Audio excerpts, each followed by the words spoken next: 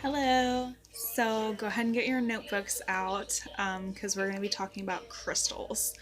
Um, as you can see, I'm kind of getting towards the end of my day here, getting ready to settle down for the night. So, what I first want to go over is how to cleanse and charge your crystals because that's super important. So there are a couple ways to do this. You can use moon water. So basically, what that is it's water that you have put out to charge under the full moon. This is mine. You're supposed to put it in a glass jar.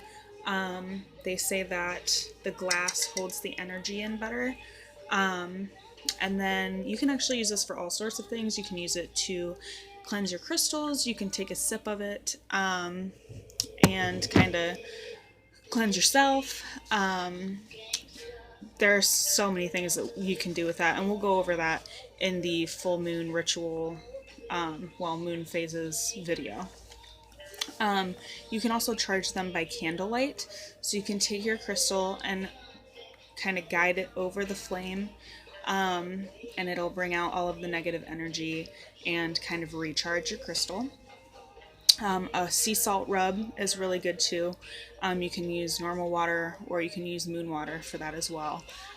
Some crystals do not react as well as others to water, so just if you're going to do that, use a gentle amount and make sure that you dry them really, really well. Music, so healing tones. If you look up any kind of hertz like HTZ, like healing tones, those are really good as well. Air, so an intentional breath, breathing on the crystals and purifying them that way, kind of washing out all of the negative energy there. And visualization as well. In the guided meditation I did, I talked about the bright white light coming down. Imagine that going into your crystals. Imagine that clearing out all of the energy that's being stored in there and renewing it.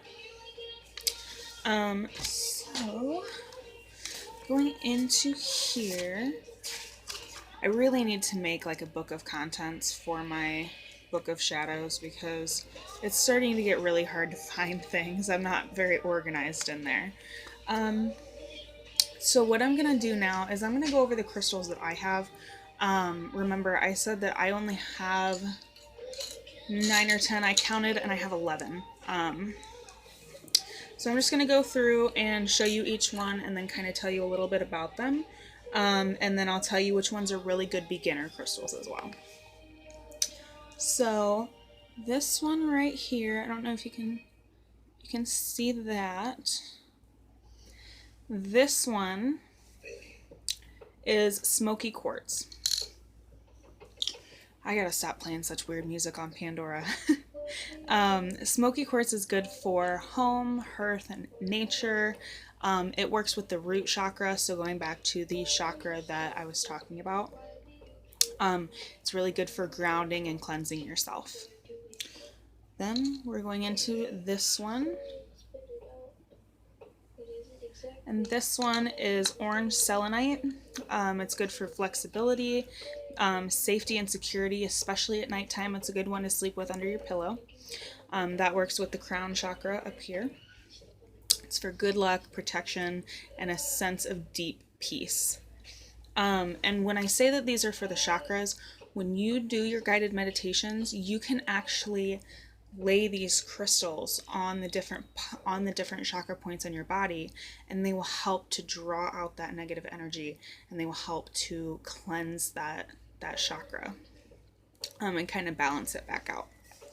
So then I did that one, got this one, if you can see that. This one is tumbled yellow calcite. That's good for self-confidence. That one works with the solar plexus chakra, so that's the one that's below your belly button. And it also works with the third eye chakra, so right here. It's powerful for healing and energy cleansing. We're going into this one, if you can see that.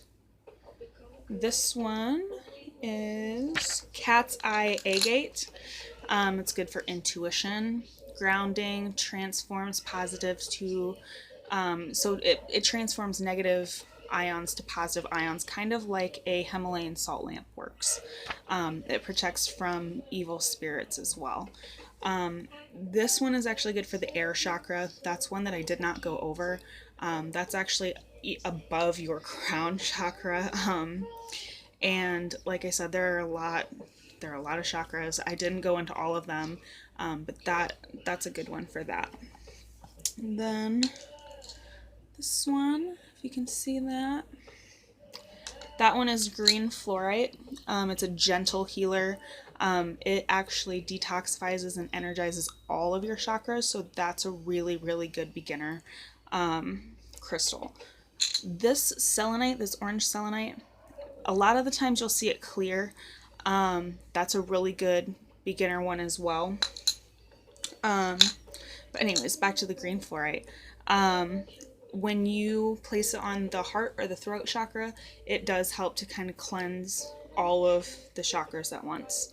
And it also clears electromagnetic smog. So this is a good one to leave on top of your phone overnight to kind of clear out any of that like dizziness you may get when you're on your phone for a while, anything like that. And it brings order out of chaos as well.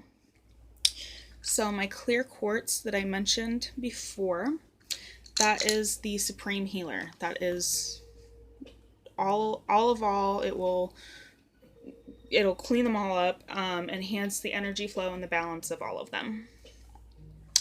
And then, let's see, this one, rose quartz, and that one is for your heart chakra. A lot of people know that. It's a pretty common crystal. Again, a very good beginner crystal.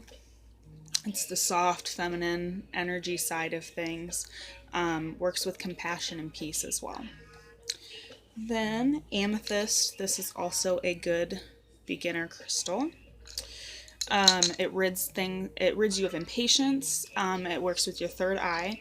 And it enhances your psychic powers. So that's super fun. That is very helpful when we start to get into divination and things like that.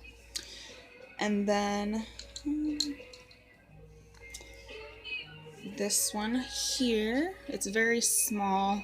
If you can see it, it is blue lace agate. It's activating and healing the throat chakra, grounding, and it's a very spiritual stone, kind of helps you to connect to your higher self as well. And then I have this crystal as well. I actually just found it out in my yard, like it just appeared to me. So I haven't figured out what that one is yet. Still working on it. It seems to be a pretty complicated crystal to master here.